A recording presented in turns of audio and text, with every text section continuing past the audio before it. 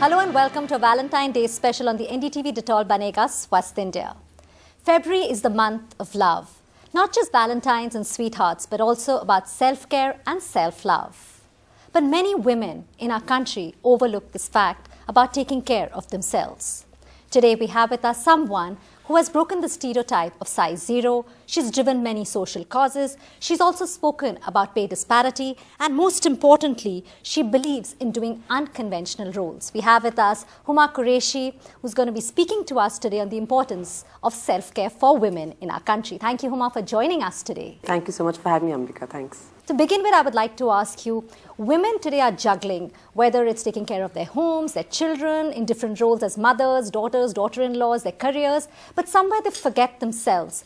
Huma, how important is self-care for women and to take care of themselves in every way, whether it's physical, mental and emotional? I think a lot. In our society, we always talk about how it is the woman's job, almost responsibility to be the caregiver, to be the nurturer, to be always giving, and we always want to see women in that particular light. So her self-care and her needs are always the last priority for her. But it's like they say, when a flight is about to take off, you have to wear your own mask before helping others. And I think that thought has to sort of permeate down to society and to each and every girl and each and every woman that, of course, sacrifice is not the thing that one should be taught. One should be taught self-care. One should be taught first filling your own well before you can, nurture others. And I think that is the key. In fact, like you rightly said, only if you're full yourself, if you're happy within, can you spread that around. Again, with women, especially like we talk about body shaming, of course it exists with men as well, but many women in our country go through this. You put on 20 kgs for the film, Double XL, which is Game. Body shaming is something with a lot of people are dealing. How should one deal with this? And tell us about the movie. How difficult was it for you to put on those 20? It's a lot of weight. It wasn't difficult. It was a lot of fun, actually. Oh, wow. Okay. It was a lot of fun putting on that weight. I think it was the thought that, we do the reverse of everything else that you've been trying to do your whole life. So for 3 months, I just ate. I put on 20 kgs. Wow. When we would do fittings for the film, it was about like, oh, don't give her this to wear because it's making her look really lean. Okay. So the idea was to give us clothes that actually even added to, the weight we had put on. So very, very liberating, very, very therapeutic process almost. I've used the film as therapy for myself because I feel over the years, there's so many things that people say to you or you read about yourself or just... body shaming happens with everybody. It doesn't matter what size you are. You could be as thin or as fat or as tall or as short. At some point in your life, At some point, every single person has been body shamed or their body has been objectified in some way. So for me, it was like all those years of that pent up anger almost and frustration. I was like, okay, I'm going to do this character and I'm going to be like, no, I'm not a fat girl. This is a fat girl. This is a character I play and this is not my identity as a person. And I feel like that... differentiation for me was very, very therapeutic, to be able to do. And the love the film has got, on the platform, on the streaming service has been so overwhelming. I mean, I was holidaying, in fact, and, in the States. And Sunday getting calls, oh, your film is trending #1. And it was such a great feeling because we didn't promote it, whatever. We just, released the film. And of course, fun doing it because you could do a lot of stuff which, enjoy eating. I think that's something, again, like you rightly said. No, it's not just about that. I think the film was more than just that. It was more than about, see, what happens, in most of our films, when we cast characters which are plus size, men or women, they're always at the object and the butt of the joke. They are never the main protagonist or the hero of the piece. Sure, okay. So it's like always the fat girl is always that's chasing the hero. She's always the one that's taking all the jokes. She's the heroine ki best friend. She's never the main lead. And for us, it was, what about those girls? What about those guys? Do they not deserve their own love story? Do they not deserve their own happily ever after? And why? Because we live in a country where we have all shapes and sizes. And they all marry and they all have great lives, but we never represent them truly. And for me, movies is about creating and playing three-dimensional, real, living, breathing characters. I feel like the audience that I have and the love that I have got over the years is because as an actor, that's what I stand for. I want to, it doesn't matter what genre. It could be as commercial or as offbeat as it comes. But for me, I want to play real characters, even in that world. So for me, it was almost like a challenge, and like I said, it was like when I was growing up, I didn't have these kind of role models to look up to. So I wanted to be that for other people. And I think just for even people to think it's okay to be fat. I mean, there's so much pressure nowadays to lose weight or those extra pounds. And it can be beautiful. Yeah. There's no one size. But somewhere, Huma, our society has, has this fixated thing, oh, you need to be thin to be glamorous, or, X or amount. fair to be glamorous. Or fair. I mean, that's something even again. Even a matrimonial laws are like, ladki should be fair and slim. Tall and slim. What about the dark and the not so slim? Do they not? It's so important that we talk about these issues, because a lot of people have, they are going through anxiety. Body shaming is, it leads up to depression, anxiety, low self-esteem. How do you think one should deal with this? Because you have spoken, you've really broken the stereotype about even size 0, or even women nowadays, these fasts, these intermittents, non-gluten. There's so much out there in the market, which so many is fine. fads. See, the idea How does one lose that extra weight healthily? No, one second. I'm not a therapist or like a dietitian or a gym trainer. So this is not about like, oh, what should you do to do that? And I feel like so many times when you go promote a film or do interviews, people are like, aap kya diet follow karte? And I'm like, this is not about that. Just because something works for me does not mean it'll work for everybody. And as an actor, I have to be responsible towards my fans or to people in general that, oh, if Huma drinks lemon juice every day, we should all drink lemon juice. So suddenly, everybody's... No, it doesn't work like that. You have to do something that works for your body. The idea is that we should inculcate healthy habits in people, whether it's exercise, whether it's nutrition, whether it's sleep, whether it's taking care of your mental health, whether it's taking care of your, spiritual needs. I think all these, like a person is... all these things, holistically speaking. So it's not one size that fits all. Jute ka size, when everybody does not wear the same size of shoe, how can it be one diet for everybody? Every body is different. Every human being is different. But we want everyone to be cookie cutter. And I feel for women especially, it's so like disrespectful almost, and it's so like devaluing. You are devaluing a person because you tell them that you don't look like everybody else, so there's something wrong with you. And it leads to so many, like, not just anxiety, it also manifests into like bulimia or anorexia. Because then they don't eat anything. But they don't eat, and everybody nowadays wants to feel like they want to look like one of, these girls on social media. So everybody has to do surgery because everybody is looking the same. And I feel like it's almost like you're commodifying women's bodies. And I stand like, I don't feel that's correct. You want to do something, that's fine. But I feel if you're going to create an unhealthy culture where you want everyone to look like plastic and the same way, that's not beautiful. Yeah, absolutely. And you're taking away the one thing that differentiates people, which is their personalities. And you're putting value on cosmetic beauty as opposed to intrinsic value. Which is the most important. Talking about women, like we said, they don't prioritize themselves. Exercising again, you are a fitness freak. You not only like go to the gym, but you do a lot of other things like Pilates, yoga, also pick up weights. Why do you think exercising is important? How do we put the message out to women especially? Because that's the last priority. If I have time, I'll go to the gym or I'll go for a walk. Right. It is really important for mental health as well. Yes. When I started my mental health journey as well, and I think COVID was not responsible for it, like I started doing therapy, and I really, really endorse it. I think everybody should do therapy. I feel like hamare desh mein we don't put enough like value on that because we like to just shrug everything under the carpet. Ki don't know, it's all okay, it's all okay, it's all okay. But I feel every single human being, whether it's your mothers or whether, and sometimes it goes unaddressed, for years. Do we sometimes look at our own mothers and realize that they also have mental health needs? Because you've constantly for years been putting other people and family and everything before them. So nobody's talking about what they really want. They also may have unfulfilled dreams and ambitions and so many other things. And sometimes it manifests in anger or depression, or which is never diagnosed. And I feel so sad about it. So I am a big endorser that everybody should do therapy. I do therapy. Whether it's a spiritual practice, could be meditation or journaling or whatever else that you want to follow. Like again, whatever works for you. Whatever works for you. There's no one size. Like I'm not saying ki sab log yahi karo sabhi utke 6 baje. But whatever works for you. Everybody should have some sort of a thing. And exercise is a very important part of it. So when I also started my mental health journey, I realized that the days I get up and I move my body or I exercise or I just sweat, human bodies are designed to every day wake up and do some form of physical activity. So you sweat, or jo happy hormones aate hain, jo bolte hain na, ki it actually makes you feel better. So, I think anybody, if you feel around you also is going through something, just encourage them to go for a walk or be around nature. I think that really makes a huge difference in their mental health and how they feel about themselves and the world. And talking about mental health, yes, exercising is important, but like you started this social media campaign called "It's Never Too Late." Again, in our country, I mean, if we are like one of the most depressed countries, and the cases are going up, we don't talk about it. Do you think this burden is increasing because there is lack of sensitivity as well as awareness in our nation? I think so, and there's also like this whole culture of like being, oh, if you're going to seek or ask for help for mental health, then there's something wrong with you. Yeah. Ye pagal hai.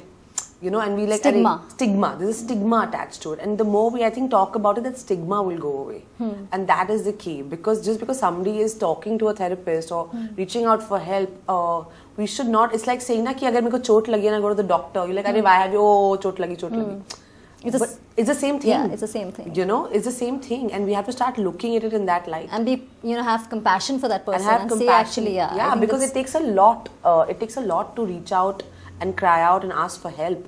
Sometimes people don't do that because of this fear of stigma, what people will think about log them. Kya kahenge. Log kya kahenge. And I feel if somebody is being brave enough to speak about it, we have to like acknowledge it, we have to be empathetic towards it, we have to help that person.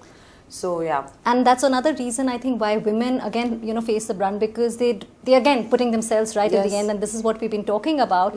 When we talk about gender equality, again we are really far from it, and it's a very important sustainable development goal. Huma, you personally have spoken about pay disparity. Because I've personally faced it. Yeah, so obviously it's so important. I mean, you faced it and you've been very vocal about it. Obviously it's all connected. I mean, it starts from there, but how do we really reach there where we can say, yes, today we are, I mean, when we talk about gender equality, because as a nation, I mean, we are way behind. I think it has to be a holistic approach. I'm a feminist, but that I don't believe that all men are bad. Matlab aisa nahi hai ki all women are right and all guys are bad. You know, it does not work like that. And I feel the only way we will actually achieve all these goals, whether it's pay parity, whether it's more ethical practices at work, whether it's gender equality, it has to be men and women standing together and asking for it and demanding it. Sometimes also I feel it is my responsibility, if something is happening, that I should raise my voice and be like, okay, and calling it out, saying, this is a big budget movie and I'm not even getting paid 10% of what the male lead is getting paid. I also add value to the project. I also bring something to the table. But it is always that women are seen as, either dispensable or accessories to the hero's journey, and hence their contribution is not seen. Kya tumhe do hi scene to karne, do scene nahi karna. That's how we look at what women are contributing to the film. I'm not saying it doesn't happen, but today so many of my colleagues also, women, are demanding better parts, are working on better films, are leading films. I fortunately, touch wood, have reached a phase where perhaps I get paid the most on a film that I'm doing, that I'm headlining or that I'm leading. But even then, the budgets of those are not the same as what a male counterpart of mine may get, and for no other reason. Just because he's a guy. And also globally, the International Labour Organization says that there's a 20% difference. I mean, that's a shame. And sometimes I feel it's also the guy's responsibility to be like, what, I'm going to take a pay cut because I don't think what she's getting paid is correct. And women are doing, I mean, you've done 6 movies last year. I mean, that's a lot. I mean, series. I mean, you've done so much. So why should one differentiate just because of being a male gender, or a female? And it really starts from a young age, talking about this, Huma, like even if we talk about boys and girls, whether talking to them, anything is that the girl should be doing the kitchen work, or, the boy should be with the car. Do you think we start drilling this at a very young age, and that's how, even the male, so that's why what you rightly said, we need to tell the boys as well, teach our sons as well, not only just the daughters. The idea is constant education. Like if you don't tell people what your needs are, they will never understand. And you are absolutely correct when you say that this starts ghar pe. It starts at home. It's how our mothers tell the boys ki, you tell the sister ki jao bhaiya ko pani de do. Why? He can also give you water, na? Or he can get water for himself. So that's the change. Like he doesn't need to be served. That mindset has to change. Yes, boys and girls are different, and there are physiological differences. But what we are asking for is a kind of cerebral equality, equal opportunity, equal respect. Equal money for equal work, and I think that's very basic. That's very basic.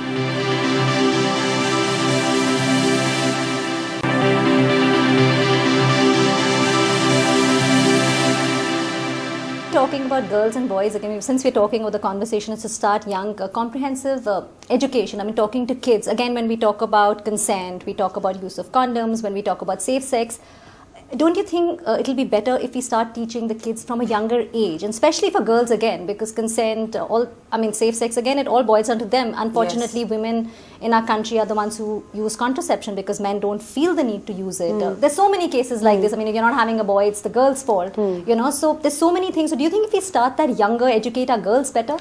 Not just our girls. I think we need to educate boys. our girls, we should educate our boys, we should educate our families as well. See, it's a difficult topic for most Indian families. We have to now first recognize that. Okay, it's an uncomfortable topic for most parents to have this conversation with their kids. How do you talk to your teenager about sex? You know, we live in a family ki TV pe kuch aata hai, to we just quietly change the channel.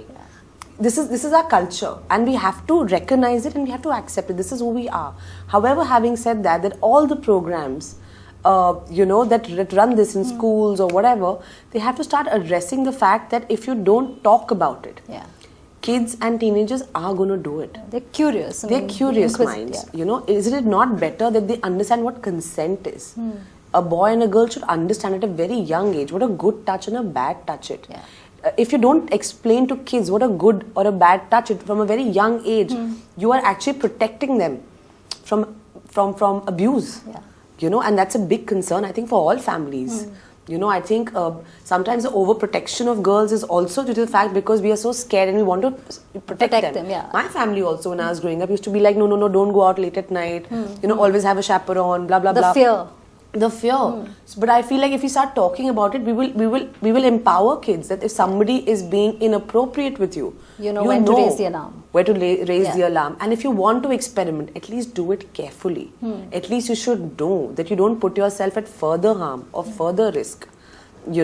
So I think these are very important. These are difficult conversations. We have to accept. These are uncomfortable conversations. A lot of parents and families are very squeamish about it because we do come from a conservative country. That's a fact. We all have families. Hum sabke gharon mein, there's a bit of like, how do we have this conversation? I think I'm going through that with a 16-year-old. You don't know what to say, when to say, what is allowed, what is not allowed. How much information to give. Mommy, where do kids come from? Now that's like suddenly you have to be like, what do I tell them? How much to say?